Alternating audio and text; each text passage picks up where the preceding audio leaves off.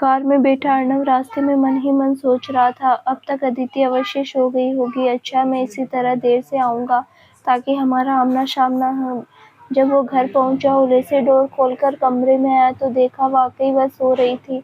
वो भी जाकर चुपचाप चेंज किया और बेड पर आकर लेट गया। अभी अपने ऊपर कंबल खींचने लगा तो एक बार फिर अदिति की तरफ नजर डाली तो देखा वो घुटनों को पेट में लगाए सिकुड़कर सो रही थी। उसने एक पल तक देखा, इग्नोर कर ब्लैंकेट अपने ऊपर तक खींचकर सो गया।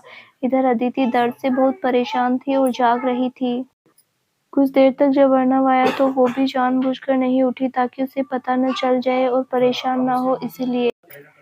कुछ देर में जब अर्नव की आंख लग गई तो अदिति उठी और वॉशरूम में जाकर आई। वो फिर पेट पकड़कर लेट गई। तब तक दरवाजे के खुलने और बंद होने की आवाज से अर्नव भी जाग गया और उठ बैठा और अदिति की तरफ देखा, जो पेट के निचले हिस्से को पकड़कर कसमसा रही थी तो कभी उसकी हाथ कमर पर जा रही थी। वो बेड से नीचे उतरा और लाइट ऑन करते हुए कहा, क्या हुआ, आपकी तबीयत ठीक नहीं? अदिति एकदम से सकपका गई। तुरंत सामान्य होते हुए बोली, नहीं नहीं, मैं ठीक हूँ, लेकिन आपके चेहरे से तो लग रहा है कि आप बिल्कुल ठीक नहीं हैं। क्या हुआ, पेट में दर्द हो रहा है? आप पेट पकड़ी क्यों हो इस तरह? नहीं तो मैं नहीं पेट पकड़ी हूँ, मैं बिल्कुल ठीक हूँ। जाइए, जाकर सो जाइए, मुझे भी सोने दीजिए। बोलते हुए वो तुरंत पीठ के बल लेट गई और कंबल ऊपर तक खींच लिया। अर्नव ने कुछ पल तक देखा, उसे भी बहुत नींद आ रही थी। उसने जम्हाई लेते हुए कहा, आपकी तबीयत ठीक नहीं लग रही और आपको यहाँ सोने में कंफर्टेबल भी नहीं हो रहा, तो आइए बेड पर चलिए। अर्नव उसकी तकलीफ देखकर वाकई चाह रहा था कि वो बेड पर सो जाइए आराम से, पर उसकी बात सुनकर वो शकपका गई। नहीं नहीं, मैं बेड पर नहीं जाऊंगी, मैं ठीक हूँ और कंफर्टेबल भी हो रहा है सोने में, बोलकर अब की बार कंबल से पूरी तरह खुद को कवर कर लिया। अर्नव ने उसे अब कुछ सेकंड तक देखा और अपने बेड की तरफ बढ़ने लगा, लेकिन फिर पीछे मुड़कर देखा, नहीं, ये तकलीफ में तो है, इस तरह नहीं छोड़ सकता। मन में बोला, पास आकर उसे बाहों में उठा लिया। अर्नव की इस हरकत पर अदिति भौचक्का रह गई। उसे जरा भी यकीन नहीं था कि वो इस तरह कुछ करेगा। वो तुरंत बोली, आप नीचे उतारिए, मुझे कहाँ लेकर जा रहे हैं, मैं खुद चल सकती हूँ। हाँ, तो पहले मैंने खुद से चलकर चलने को कहा था, लेकिन आपने सुना नहीं, तो अब इसी तरह चलिए। बोलकर वो अपने बेड पर एक तरफ लिटा लिया, आराम से सोइए यहाँ पर। फिर वो उठकर गया, हीटिंग पैड लेकर आ गया बेड पर। उसके पास बैठकर अदिति की कमर की शिकाई करने लगा। उसके इस तरह छूने से अदिति हड़बड़ाकर उठ बैठी। यूं तो वो कपड़े के ऊपर से ही शिकाई कर रहा था, फिर भी उसकी अंगुलियों की चुभन महसूस हो रही थी। एक अजीब सी गुदगुदी हो रही थी बदन में। ये क्या कर रहे हैं आप? नहीं नहीं, आप छोड़िए, मैं ठीक हूँ, कुछ नहीं हुआ मुझे। अब की बार लगभग वो झिड़कते हुए बोली, क्यों इतना छुपा रही है? पता है मुझे आपको पीरियड्स आए हैं, तो इतना संकोच करने की जरूरत नहीं। चलिए आप लेट जाइए, मैं कमर की शिकायत कर देता हूँ, को अच्छा लगेगा। मैं कुछ छुपा नहीं रही, आप दीजिए, मैं शिकायत कर लेती हूँ। वैसे भी कुछ देर में आराम मिल जाएंगे, मैंने दवाई ले ली है। अरे कोई बात नहीं, आप सबका ख्याल रखती है तो हम इतना तो ख्याल रख ही सकते हैं आपका। आपको भी अच्छा लगेगा, जिद मत करिए, चलिए लेट जाइए। उसकी बातें सुनकर अदिति को न जाने अलग सी फीलिंग आ रही थी। धड़कनें अनायास ही तेज हो रही थी। अब अर्नव ने उसकी तरफ देखा, उसकी मनोस्थिति को समझते हुए कहा, इतना घबराइए मत, चलिए लेट जाइए, मैं सिर्फ शिकायत करूंगा और ज्यादा कुछ नहीं। अदिति झेंपते हुए लेट गई। वो जैसे ही हीटिंग पैड उसके कमर पर रखा, उसकी अंगुलियां उसकी कमर को छुआ तो पूरे तन बदन में गुदगुदी सी हो गई और अनायास ही उसकी आंखें बंद हो गई। उसकी शिकायत करते हुए अर्नव ने पूछा, मूड स्विंग्स हो रहा है? उसने कोई जवाब नहीं दिया। कुछ खाने की क्रेविंग हो रही है? नहीं, अब रहने दीजिए, मुझे आराम मिल गया, सच्ची। अरे हाँ, तो अर्नव वो पेट रखकर वापस बेड पर आ गया। तब तक अदिति उठकर बैठ गई थी। अब काउच पर जाने की जरूरत नहीं, यहीं सो जाइए। अदिति उसकी तरफ एकटक देख रही थी तो अर्नव ने उसकी आंखों में देखा। ऐसे क्यों देख रही हो? मैंने कहा यहीं सो जाइए। अदिति उसकी तरफ एकटक देख रही थी तो अर्नव ने उसकी आंखों में देखा। ऐसे क्यों देख रही हो? मैंने कहा यहीं सो जाइए। तब आगे बढ़कर अर्नव के गले लग गई। अर्नव कुछ देर तक यूं ही रह गया, फिर उसकी पीठ पर अपनी एक बांह लपेट दी, दूसरे हाथों से उसका सिर को सहलाने लगा। आराम लग रहा है? अदिति भावुक हो रही थी। 22 साल की उम्र में शायद पहली बार किसी ने इतना पैम्पर किया था। उसने धीरे से कहा, बहुत थैंक यू सो मच, मुझे सच में उसकी जरूरत थी। अच्छा लगा, बहुत आराम और सुकून मिला। वैसे आपको कैसे पता चला? दिया भी अपने पीरियड्स के टाइम पर इसी तरह परेशान हो जाती थी, तब मैं उसे घंटों शिकायत करता था, इसीलिए तो जब मैंने आपको इस तरह लेटे देखा तभी मुझे आभास हो गया, और जब आप बार-बार पेट के निचले हिस्से को पकड़ रही थी तब पूरी तरह यकीन हो गया। अब चलिए आराम से सो जाइए। तब अदिति कंबल ओढ़कर सो गई। तो अर्णव ने कहा, मैं भी यहीं सो रहा हूँ, आपको कोई प्रॉब्लम? अदिति ने नाम में सिर हिला दिया तो वो भी बगल में लेट गया। अदिति ने जब अर्णव को अपने करीब देखा तो न जाने क्यों सुकून मिला, अच्छा लगा। वैसे भी जिससे हम प्रेम करते हैं, पसंद करते हैं, उसकी करीबी तो हमें सुकून ही देती है। अर्णव कभी कुछ यूं ही फील हो रहा था। यूं तो उसकी तकलीफ देखकर बेड पर आने को कहा था, परंतु न जाने क्यों आज उसे भी बहुत अच्छा लग रहा था। अदिति को बेड पर देखकर एक सुकून सा लग रहा था, पूर्णता का एहसास हो रहा था। जाने अनजाने में ही सही दोनों करीब तो आ रहे थे। उसने सोती हुई अदिति को कुछ पल देखा, उसके करीब होकर उसका सिर अपने बाहों पर रख लिया और दूसरी बाँह उसकी पीठ पर लपेट दिया। उसके माथे को चूमते हुए कहा, आराम से सो जाइए। अगली सुबह भी अर्णव ने उसे उठने से मना कर दिया। सारा काम हरी काका दोनों पति पत्नी ने देखा। दादू ने पूछा तब भी अर्णव ने कहा उसकी तबीयत जरा ठीक नहीं है इसीलिए, और ऑफिस जाने से पहले अदिति के लिए ढेर सारी डार्क चॉकलेट्स मंगवा कर रख लिया, जिसे देखकर अदिति के चेहरे पर बहुत प्यारी सी मुस्कान आ गई। तुरंत रात में उसका केयर करना याद आ गया। वो पूरा दिन बहुत खुश रही। ध्यान हटाने के बावजूद भी बार बार अर्णव और उसकी केयर करना याद आ रहा था। तन मन में एक गुदगुदी सी हो रही थी। अब अगली रात भी अर्णव ने अदिति को बेड पर ही सोने के लिए कहा। कहीं न कहीं अर्णव को भी उसकी करीबी अच्छी लग रहा था। इधर भीमा जानबूझकर इस समय ऑफिस के लिए निकलता, जिस समय नीति हॉस्पिटल के लिए निकलती। तब भीमा ने उसे अपने बाइक पर अस्पताल छोड़ देता। रोजाना की भांति उसने जब आज भी हॉस्पिटल ड्रॉप किया तो कहा, इस वीकेंड क्यों ना हम एक साथ कॉफी पिए, अगर आपकी इच्छा हो तो। नीति भी शहर में अकेली थी तो घर से काम और काम से सीधा घर, यही रूटीन था। वो भी एक चेंज चाहती थी, पर यहाँ तो कोई था ही नहीं। घर में रह जाती थी। इसीलिए जब भीमा ने कहा तो मन नहीं कर सकी और जाने के लिए तैयार हो गई। इसी तरह 3 दिन बीत गए। आज वो दिन आ गया जब दोनों अपने ट्रिप के लिए निकलते। दोनों रेडी होकर अपना अपना बैग पैक कर कमरे से बाहर निकले। तभी डॉक्टर खन्ना आ गए। देखा मैं अपनी बातों का कितना पक्का हूँ, मैंने कहा था ना तुम सबके निकलने से पहले मैं आ जाऊंगा।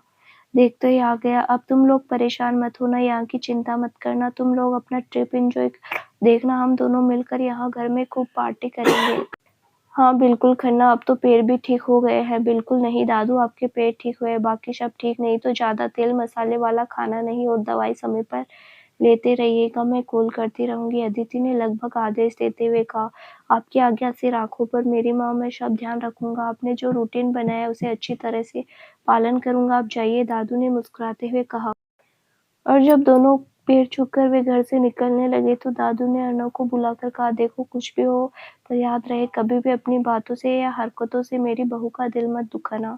आपको ऐसा क्यों लग रहा है दादू? क्योंकि मैं तुम्हें जानता हूँ, तुम मेरा पोता हो इसलिए। पर मैंने कहा मैं इस बात का ध्यान रखना। हाँ समझ गया दादू। और दोनों कार में बैठकर निकल गए। दोनों की फ्लाइट दिल्ली एयरपोर्ट से उड़ान भरी और तय समय पर जम्मू एयरपोर्ट पर पहुंच भी गए। वहां से कैब बुक कर दोनों होटल के लिए निकल गए। होटल में चेक इन करते अपने रूम तक पहुंचते पहुंचते रात हो चुकी थी। तब दोनों ने चेंज कर डिनर किया और आराम करने की सोची। अदिति को नींद नहीं आ रही थी तो खिड़की पर नजर गई और बाहर की खूबसूरत वादियों को देखने लगी। तो अर्णव बेड पर लेटते हुए कहा, देर हो रही है, आप आराम कर लीजिए, कल हम घूमने के लिए निकल जाएंगे। बोलकर वो भी बेड पर आ गई। उसे बगल में देखकर दिया की याद आ गई। अनु चलो ना, हम दोनों कश्मीर की खूबसूरत वादियों में चलते हैं। तुमने मुझे पूरी दुनिया की सैर करवा दिया, लेकिन अपने ही देश में इतनी सुंदर जगह नहीं लेकर गए हो, जिसे धरती का स्वर्ग कहते हैं, वहां नहीं घुमाया मुझे। चलो ना। तुम जहाँ कहोगी मैं वहां लेकर जाऊंगा, लेकिन पहले इसे तो अच्छे से बाहर आने दो, सही सलामत आने दो, फिर हम दोनों नहीं तीनों एक साथ चलेंगे। दिया गुस्से में मुंह फुलाकर देखने लगी। अरे टेंशन क्यों ले रही हो, वो बिल्कुल हमें डिस्टर्ब नहीं करेगा। एक नैनी रख लेंगे, वो उसको संभालेगी, हम दोनों एक दूसरे को। तब दिया हंसते हुए उसके सीने से लग जाती। याद आते ही अर्णव को बहुत बेचैनी हुई, माथे पर पसीना आ गया और वो तुरंत उठकर बैठ गया। क्या हुआ? अदिति ने पूछा। कुछ नहीं, आप सो जाइए। अदिति वापस लेट गई तो वो बाथरूम में गया और मुंह दबाकर रो पड़ा। दिया मुझे इस तरह छोड़कर क्यों चली गई? कुछ देर तक बैठा, फिर बाहर निकलकर खिड़की पर आ गया। और दोनों बाहों को मोड़कर एकटक बाहर देखने लगा। दिल और दिमाग विचारहीन हो गया था, एकदम शून्य। कुछ समझ नहीं आ रहा था क्या करूं क्या नहीं। तभी अदिति ने देखा तो कहा, आप खिड़की पर क्या कर रहे हैं? तबीयत ठीक नहीं लग रही, सिर दर्द हो रहा है। अर्णव को कुछ जवाब नहीं सूझा तो उसने हाँ में सिर हिला दिया। आइए ना, मैं दबा देती हूँ। अर्णव बेड पर आ गया। अदिति होले होले बाहों में अंगुलियां फिराने लगी, पर अर्णव का मन बेचैन हो रहा था। दिया को याद कर तो नींद कैसे आती। जब कुछ देर तक नींद नहीं आई तो उसने अदिति की तरफ देखा और कहा, मैं आपको गोद में से रख लूं हक से। तब उसने अदिति की गोद में से रख लिया। उसने कमर को पकड़कर आंखें बंद कर ली। वो होले होले हाथों से सिर दबाने लगी। कुछ ही देर में गहरी सांस की आवाज आने लगी। तब अदिति ने झुककर खाने से उसका माथा चूम लिया। बहुत प्यार करने लगी हूँ आपसे। आपसे दूर जाने के बारे में सोचकर ही डर लगता है। और धीरे से उसका सर तकिए पर रखकर वो बगल में लेट गई। और ट्रैवलिंग में दिन भर की थकी उसे भी तुरंत नींद आ गई। अनु, अनु इधर देखो, कैसा लग रहा हूँ कश्मीर की वादियों में।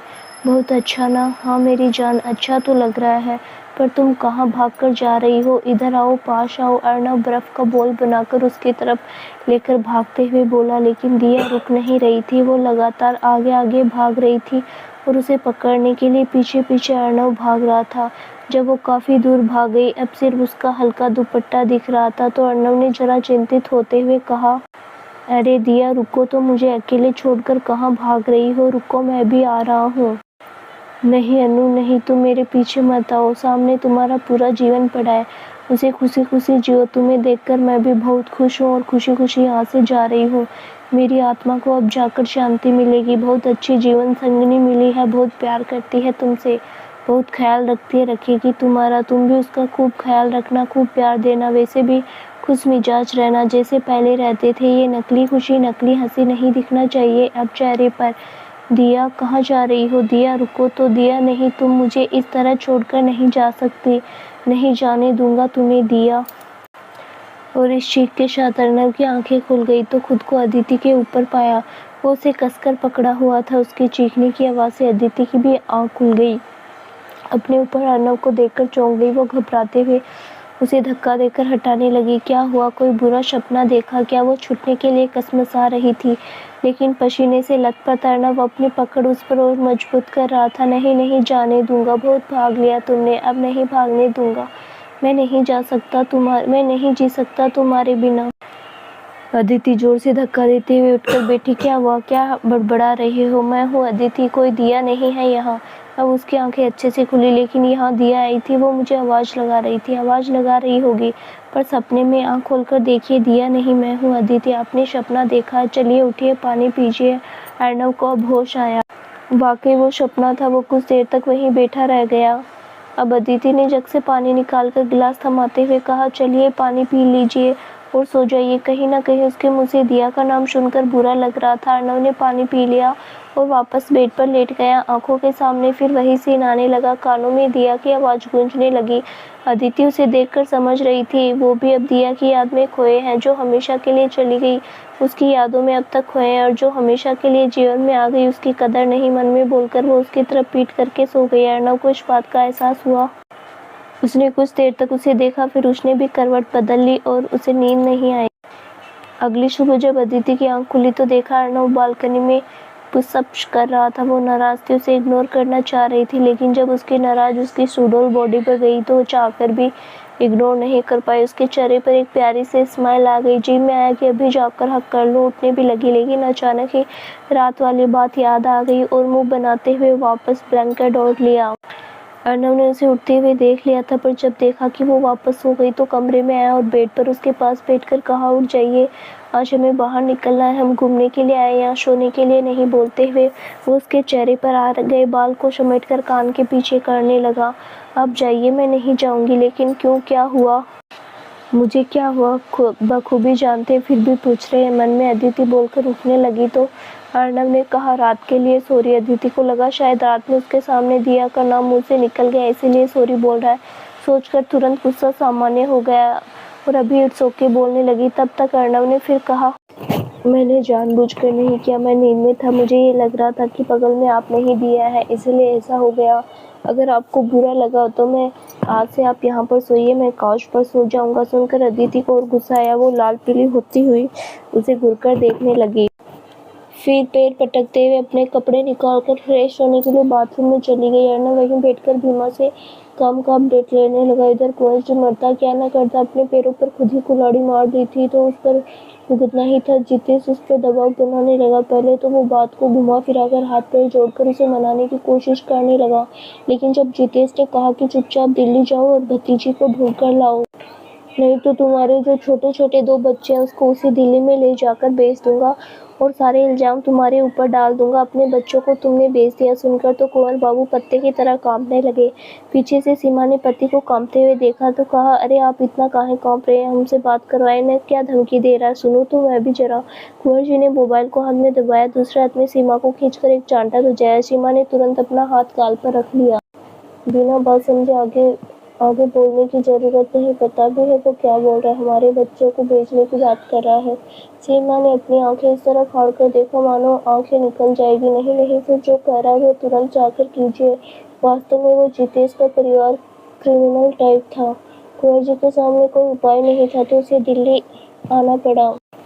ट्रेन में बैठा वो मन ही मन सोच रहा था, जो चांटा उस दिन उसे लगाया वो पहले होता तो आज सब कुछ सही होता। अरे जिस जिम्मेदारी से उभरने के लिए पैसे के लालच में भतीजी को एक तरह से बेचने लगा, अगर वो नहीं करता तो भतीजी अब तक घर के कामकाज, उसकी सेवा पानी के साथ साथ नौकरी करके उतना कमा कर देती मुझे, यहाँ तक कि अपनी शादी का भी खर्चा निकाल लेती। फिर उसकी प्रॉपर्टी पर भी तो हमने कब्जा कर रखा है। सच कहते हैं लोग, विनाश काले विपरीत बुद्धि हो जाती है। उस भतीजी से छुटकारा पाने के चक्कर में मैं इतना अंधा हो गया कि जैसे जैसे वो औरत कहती गई मैं करता गया। सही गलत में कभी फर्क समझ नहीं पाया। मन में सोचकर मन पछतावे से भर गया। अगले दिन वो दिल्ली पहुंचा। अपने जान पहचान के लोगों द्वारा वहां झुग्गी झोपड़ी वाले इलाके में एक झुग्गी किराए पर लिया और घर में जाकर बेक रख उस दिन आराम किया। अगले दिन भतीजी को ढूंढने का सोचा। जितेश के बताए अनुसार वो सुबह मॉल खुलने से देर रात तक वहीं रहता और आसपास के एरिया में नजर रखने लगा। लेकिन जब वो नहीं दिखी तो आसपास के लोगों को फोटो भी दिखाया, पर किसी ने पहचानने से इनकार कर दिया। वैसे भी कहते हैं मेट्रो सिटी में लोगों को तो अपने पड़ोसी के बारे में पता रहता है, तो फिर दिल्ली जैसे शहर में किसी के बारे में पता करना ढूंढना असंभव सा था। ऊपर से वो दिल्ली में रहती तब तो मिलती। बेचारे को अब गुस्सा आने लगा था। लोग घर छोड़कर शहर आते हैं कमाने के लिए, ये शहर आया था गंवाने के लिए। यहाँ पर उसे काम धंधा तो था नहीं। अपने गांव में जो भी काम था वो भी चौपट हो गया उसके आने के बाद। जिस भतीजी का ब्याह करके पैसा कमाने की सोच रहा था वो पैसा भी हाथ से गया। ब्याज भी देना पड़ा, अदिति भी नहीं मिली। वापस उसे ढूंढने में खर्च भी खूब हो रहा था। अब हालात कुछ ऐसी हो गई थी कि अगर अदिति मिल जाए तो भी समस्या। जितेश उसे अवश्य परेशान करेगा कि मैंने जानबूझकर उसे भगा दिया था। नहीं मिली तो भी अब किसी भी सूरत में उसकी खैर नहीं थी। हालात एकदम पस्त हो रही थी। ज्यादा लालच और दूसरे का बुरा करना आज उस पर बहुत भारी पड़ रहा था। पछता रहा था, काश पहले समझ गई होती। इधर नीति और भीमा भी करीब आ रहे थे। अर्नव नहीं था तो भीमा ने जानबूझकर सुबह शाम उसी समय ऑफिस से निकलता जिस समय नीति हॉस्पिटल के लिए जाती, अस्पताल से घर के लिए निकलती। ते अनुसार प्लान के अनुसार वीकेंड पर दोनों कॉफी कैफे में जाकर बैठे। कॉफी ऑर्डर कर दोनों बात करने लगे। तभी भीमा ने दोस्ती के लिए हाथ आगे बढ़ा दिया। नीति को अपने घर का माहौल बखूबी पता था, लेकिन फिर भी भीमा से उसने दोस्ती कर ली। इधर दोनों रेडी होकर बाहर निकलने लगे। अदिति ने ब्लू जींस और व्हाइट टॉप कैरी किया, कान में मोतियों वाले छोटे से टॉप्स डाले और लंबे बाल को साइड मांग निकाल कर खुला रखा। आंखों में काजल, हल्का सा लिप ग्लास लगाई वो बेहद खूबसूरत लग रही थी। अर्नव ने उसे देखा तो एकटक देखता रह गया। अदिति को जब इस बात का एहसास हुआ तो तुरंत अर्नव की तरफ देखा तो उसने जैकेट थमाते हुए कहा, मैडम जैकेट डाल लीजिए, बाहर ठंडी लगेगी। उसने हाँ में सिर हिलाया। उसके हाथ से ब्लैक कलर का जैकेट लेकर पहन लिया और कान में भी स्कार्फ भी बांध लिया। फिर दोनों बाहर निकले। बाहर उनकी कार लगी हुई थी। अर्नव आगे बढ़कर कार का डोर खोला तो वो बैठ गई। तब एक दूसरे की तरफ अर्नव भी बैठा और थाम ली। कार में बैठी अदिति दोनों तरफ की नजारे देखकर बहुत खुश हो रही थी। वहां की खूबसूरत वादियों को अब तक फिल्मों में देखा था, आज जब अपनी आंखों से देख रही थी तो आश्चर्य के मारे उसकी आंखें फटी रह गई। हो भी क्यों नहीं, पहली बार ही शायद वो कहीं घूमने आई थी, बाहर निकली थी। कानपुर में तो चाची दशहरे का मेला भी देखने नहीं जाने देती थी, ये कहकर कि इसी बहाने तुम लड़के ताड़ेगी इसीलिए मेला जाना चाहती है। तब वो घर में ही रह जाती। वो खूबसूरत वादियों को बार-बार अपने मोबाइल में कैद कर रही थी, जहाँ का नज़ारा बेहद खूबसूरत लगता तो अर्नव को कार रोकने का बोलकर वो बाहर निकल जाती और कभी अपने फ़ोटो खींच लेते, कभी अर्नव का, कभी खुद सेल्फ़ी ले लेती। उसे इस तरह खुश देखकर अर्नव को भी बहुत अच्छा लग रहा था। उसने मन ही मन सोचा कि फिर दोबारा दिया वाली बातें नहीं छेड़ना है। पूरा दिन घूमने के बाद शाम को अर्नव उसे लेकर क्लब चला गया, जहाँ रंग-बिरंगे लाइट्स और संगीत पर सबके पैर थिरक रहे थे। तो अर्नव ने भी अपना जैकेट उतारा, वो भी डांस करने लगा। अदिति को भी आने का इशारा किया, लेकिन वो नहीं गई, चुपचाप खड़ी होकर देखने लगी। नाचना तो वो खूब जानती थी। अपने कानपुर में हर शादी ब्याह में बैंड पर जो वो नीति मिलकर खूब धमाल मचा देती। भले ही चाची बाद में मारती थी, लेकिन जब तक जी भर के डांस न करे तब तक रुकती नहीं थी। यहाँ डिस्को में पहली बार आई थी तो जरा झिझक रही थी। उसे मुस्कुराते हुए देखकर अर्नव देख रहा था। तभी दोनों की नजरें मिली तो अर्नव ने उसे इशारे में पास आने के लिए कहा और डांस करने के लिए। अदिति पास तो नहीं गई, वहीं खड़ी होकर धीरे धीरे थिरकने लगी। अर्नव ने उसे इस तरह से डांस करते देखा तो वो अब और नहीं रुका। तुरंत पास आया, उसके बेहद करीब जाकर आंखों में इंटेंस लुक दिया और उसकी अंगुली पकड़कर रोल और घुमाकर उसकी पीठ अपने सीने से सटा ली और झटके में उसकी जैकेट उतार दिया। फिर अपनी बाहें उसके बेली पर कस दी। अर्नव की इस हरकत से अदिति का गला सूख गया और कान में धीरे से कहा, क्लब में डांस करते हैं, आइए सिखाता हूँ। एक तो उसकी छुअन उस पर जब वो बोल रहा था तो उसकी गर्म सांसें अदिति के कानों से टकरा रही थी। दोनों ही उसकी हालत खराब कर रहा था। पूरे तन मन में उष्मा का एहसास हो रहा था। उसका दिल बेतहासा धड़क रहा था, गला इतना सूख रहा था कि कब पानी पी लूं। वो बोल नहीं पा रही थी, फिर भी धीरे से कहा, नहीं नहीं, इसकी जरूरत नहीं, मैं जानती हूँ। तो आइए फिर, बोलते हुए अदिति की अंगुलियों में अपनी अंगुली फंसाकर उसे खुद से दूर कर फिर वापस अपनी तरफ खींचा और अंगुलियां पकड़कर रोल और घुमाते हुए अपनी बाहों में उसे झुका लिया। तो अदिति जरा चिढ़ गई और कसकर उसकी शर्ट पकड़ ली। अर्नव समझ गया कि वो डर गई तो उसे फिर सीधा करते हुए धीरे से कहा, घबराइए मत, नहीं गिरने दूंगा। अदिति का दिल अभी भी बेकाबू था। वो अब गिरने के डर से या अर्नव की करीबी से, अब तो वही जाने। वो सामान्य तरीके से खड़ी हुई, फिर जाने लगी तो अर्नव ने वापस अपनी तरफ खींच लिया। मैंने गिरने की बात कही, जाने की बात नहीं। अब आपको जाने नहीं दूंगा। ये वाक्य सुनते ही अदिति के तन मन में एक हलचल सी हुई। उसने तुरंत उसके गले में बाहें डाल दी और उसकी आंखों में देखते हुए कहा, जाना कौन चाहता है, फिर भी अगर गई मुझे कहीं जाना पड़ा तो आपको साथ लेकर जाऊंगी, भले ही मैं जहाँ जाऊं। जब तक अर्नव कुछ रिएक्ट करता वो डांस करने लगी। अर्नव ने सुना तो तुरंत दिल में एक सी उठी। दिया भी कुछ इसी तरह बात करती थी, लेकिन फिर तुरंत उसे बात को झटक कर अदिति के साथ डांस का स्टेप करने लगा। वो डांस करते हुए मुस्कुरा रहा था, मन ही मन सोच रहा था, दिया के जाने के बाद शायद आज पहली बार इतना खुश अपनी लाइफ को एंजॉय कर रहा है। वो अदिति की आंखों में आंखें डालकर काफी देर तक देखता रहा। तो अदिति ने पूछ लिया, क्या चल रहा है मन मन, पर उसने कुछ नहीं कहा, यूं ही डांस करता रह गया। कुछ देर तक डांस करने के बाद अचानक वो अपनी एक बांह अदिति की बेली पर कस दी और दूसरी बांह उसकी गर्दन में। वो धीरे से वो झुका और उसके होंठ अदिति के कान को छूने लगे। उसके इस हरकत से अदिति के पूरे तन मन में बिजली की तरंगें दौड़ गई। वो भी बेकाबू होने लगी, लेकिन अगले ही पल वो झटके में उससे दूर हुई, वहां से जाने लगी। अब मैं जा रही हूँ। अर्नव ने उसकी गलाई पकड़कर फिर अपनी तरफ खींच लिया, जिससे अदिति सीधे उसके सीने से जा टकराई। मैंने जाने की इजाजत नहीं दी है अभी।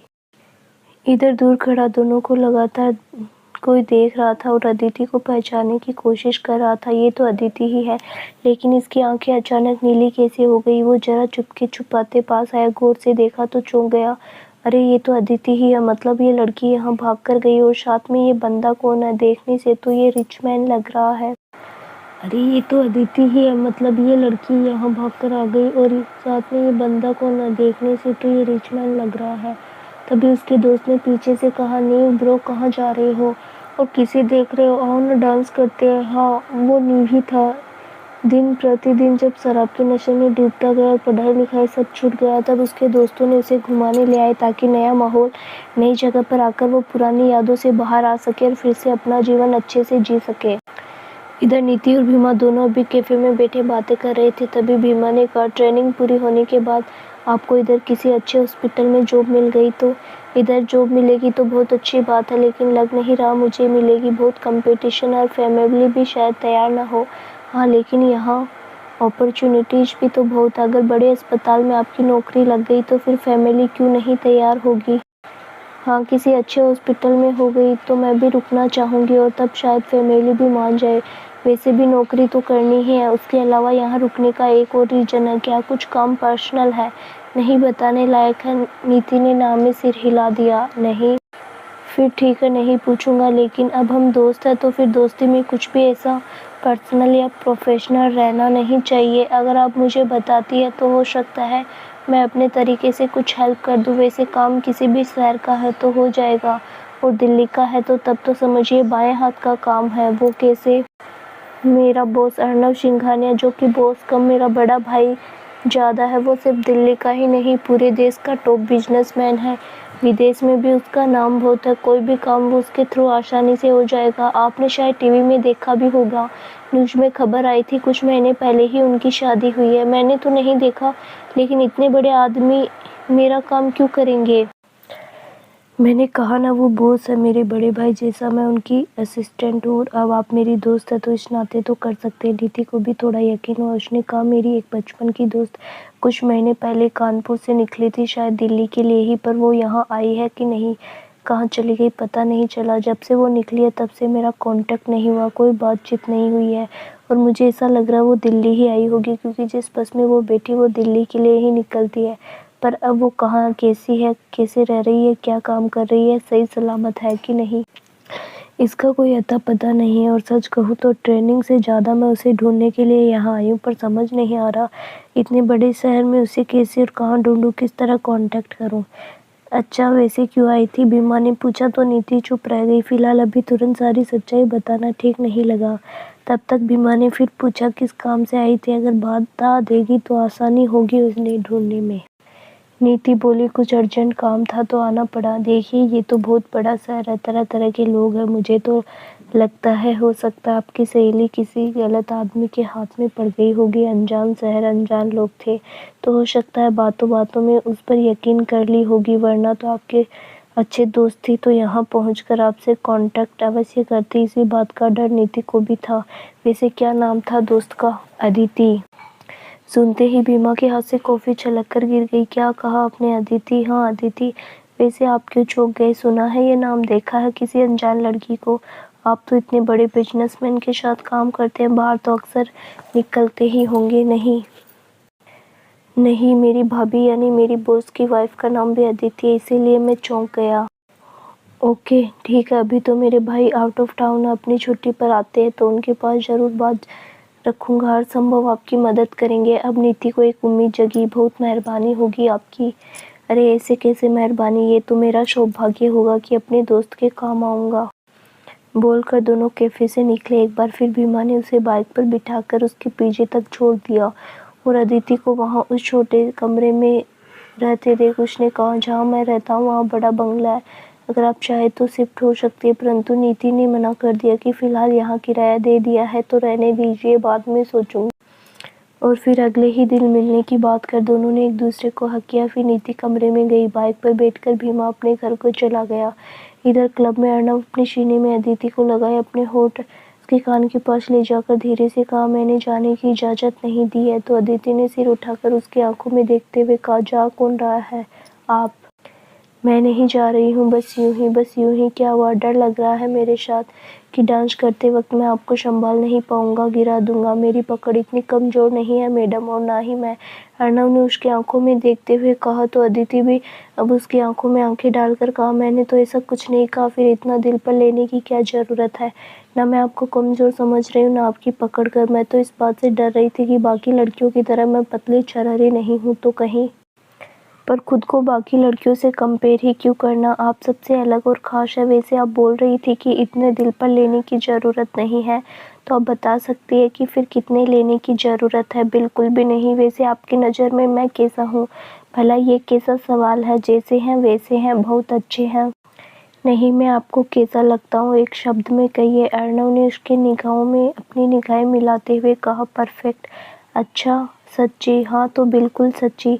तो फिर रहिए साथ और कीजिए मेरे साथ डांस, वो भी बिना किसी डर और झिझक के। अभी आपने ही कहा कि मेरी पकड़ मजबूत है, वाकई मेरी पकड़ मजबूत है। एक बार पकड़ लिया तो फिर छोड़ूंगा नहीं। अर्नव अब ये बातें सिर्फ डांस के लिए बोल रहा था या अपने आगे के जीवन के बारे में पता नहीं, पर अदिति को सुनकर बहुत अच्छा लग रहा था, बहुत खुशी हो रही थी। मुस्कुराते हुए मन ही मन बोली, वाकई परफेक्ट है, सही कहा मैंने, परफेक्ट है हर चीज़ में। दिया क्यों नहीं इसकी दीवानी होगी। इसमें वो हर एक बात है जिसमें कोई भी लड़कियां खींची आ जाए, पीछे पड़ जाए। कोई तो छोड़ो, मैं भी तो पीछे पड़ गई हूँ, पर पता नहीं ये मुझे कभी अपनी लाइफ में शामिल करेंगे भी या नहीं, अपने जीवन का हिस्सा बनाएंगे भी या नहीं। अब तक अर्नव फिर उसके कमर में हाथ डालकर अपनी तरफ खींचते हुए कहा, इतना सोचिए मत, कहा ना, एक बार थाम लिया तो फिर छोड़ूंगा नहीं। इधर नीव दोनों को एकटक देख रहा था। हाँ, ये वाकई अदिति ही है, मन में बोलते हुए वो धीरे धीरे उसकी तरफ आगे बढ़ रहा था। तभी पीछे से उसके दोस्तों ने कहा, अरे नीव, कहाँ जा रहे हो, आओ ना डांस करते। परंतु नीव ने उसकी बातों पर ध्यान नहीं दिया। उसकी नज़र लगातार अदिति पर थी, उसके साथ डांस कर रहे अर्नव पर। वो उसके पास जाकर बात करना चाहता था, पूछना चाहता था कि उसने ऐसा क्यों किया, अपने मन में से किया या किसी ने मजबूर किया या कोई मजबूरी थी।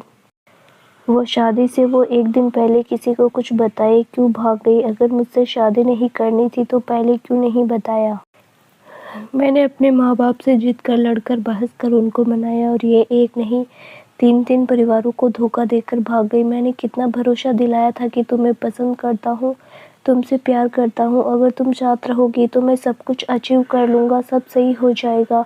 लेकिन ये सब कुछ ताक पर रखकर भाग गई। तभी अर्नव ने उसके अराउंड डांस करते हुए उसके चेहरे से अपना चेहरा सटा लिया। अगले ही पल उसके चेहरे को अपने हाथों में थाक कर झुक गया। किस तो नहीं किया, पर ऐसे झुका हुआ था कि लग रहा था मानो किस कर रहा हो।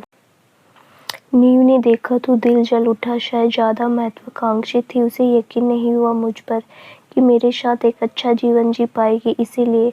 पर जो भी उसके मन में था बताया क्यों नहीं। अरे घर वालों को नहीं, मुझे नहीं, पर कम से कम नीति को तो बता ही सकती थी। लेकिन नहीं, मैं इसके लिए सबके खिलाफ चला गया और ये मुझे छोड़कर आ गई अपनी नई दुनिया बसाने। मैं यहाँ दिन रात उसकी यादों में से जा नहीं रहा हूँ, ना ही मर रहा हूँ। मेरी पढ़ाई, मेरा करियर सब बर्बाद हो गया और ये यहाँ एंजॉय कर रही है। लेकिन यहाँ कैसे पहुँची और ये है कौन, कैसे मुलाकात हुई दोनों की।